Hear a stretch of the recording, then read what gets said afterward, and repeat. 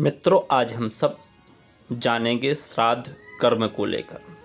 श्राद्ध के समय कभी भी यह कार्य भूलकर ना करें।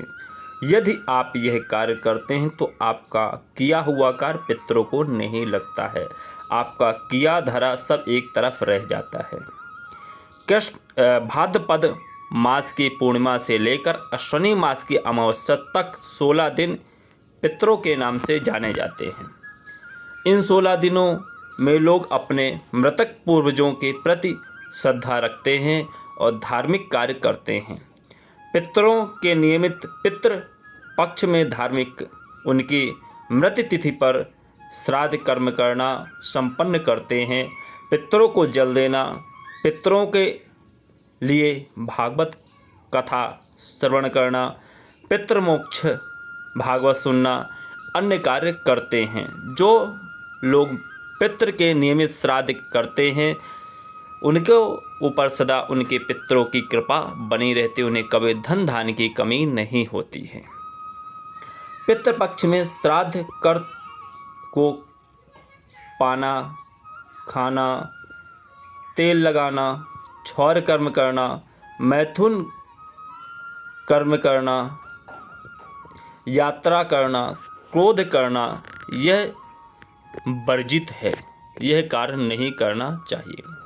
श्राद्ध कर्म में हाथ में जल, अक्षत, चावल, फूल व तिल लेकर ब्राह्मण देवता के द्वारा संकल्प लेना अनिवार्य है और संकल्प करना चाहिए। बिना संकल्प के कोई कार्य सिद्ध नहीं होता है, इस बात का ध्यान रखें। श्राद्ध कर्म में चना, मसूर, उड़द, सूत, मूल, काला जीरा, काला नमक, खीरा, काला उड़द, काला नमक, बासी, अपवित्र या अन्य निषेध माना गया है। ऐसे भोजन चीज़ों का उपयोग नहीं करना चाहिए। श्राद्ध कर्म में पितृ की पसंदीदा भोजन जैसे दूध, दही व शहद के साथ अन्न से बने हुए पकवान, उनको खीर आदि खिलाएं तो उनको वह बहुत जल्द ही ग्रहण करते हैं और उन्हें प्रसन्नता होती है पितरों को।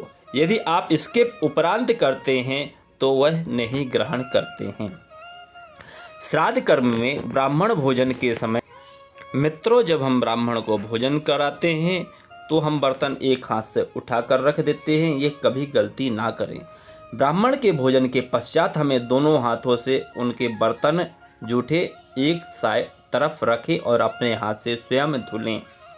श्राद्ध कर्म में गंगा जल, दूध, शहद, कुसा, तिल और तुलसी पत्र का होना महत्वपूर्ण है। फिर इसके बाद मित्रों, श्राद्ध कर्म में जौ, तिल, दूध, जनेऊ और कुसा लेकर अपने पितरों को जल दें। यह बहुत ही श्रेष्ठ माना गया है। श्राद्ध कर्म में गाय के दूध का और घी का ही प्रयोग करें। इसके बाद मित्रों, श्राद्ध कर्म में लोहा का उपयोग कभी भी नहीं करना चाहिए। यदि आप लोहा का उपयोग करते हैं तो आपके पितरों को आपका किया हुआ नहीं लगेगा, यह अशुभ माना गया है।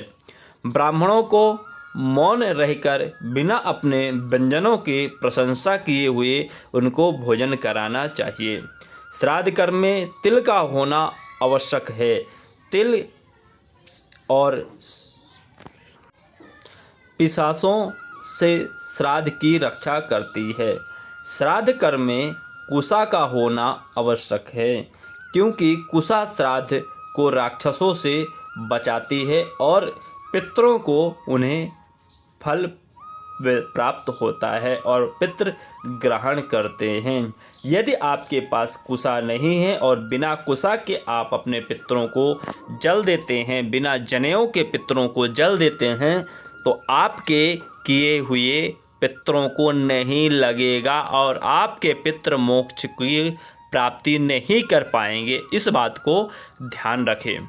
मित्रों, श्राद्ध कर्म में जल में काले तिल डालकर दक्षिण दिशा की ओर मुख करके तर्पण नित्य प्रति अपने पितरों को करना चाहिए। मित्रों, पितृपक्ष में विशेष तर्पण का महत्व दिया गया है और तर्पण करना चाहिए। मित्रों, तर्पण करना अनिवार्य है। मित्रों, तर्पण करते समय हमें अपने पितृ का नाम, गोत्र और स्थान पता होना चाहिए कि कहाँ हमारे पितृ थे और उनकी तिथि क्या थी, यह पता होना अनिवार्य है। उसी के आधार पर हमें अपने पितरों को जल देना चाहिए। मित्रों, यदि हमारा वीडियो अच्छा लगे तो ज़्यादा से ज़्यादा अपने मित्रों को शेयर करें ताकि उनको यह जानकारी प्राप्त हो सके, और हमारे चैनल को सब्सक्राइब जरूर कर दें और बेल आइकन की घंटी को जरूर दबा दें ताकि अगली आने वाले वीडियो आपको शीघ्र से शीघ्र प्राप्त हो सके। जय श्री राधे, जय श्री कृष्ण।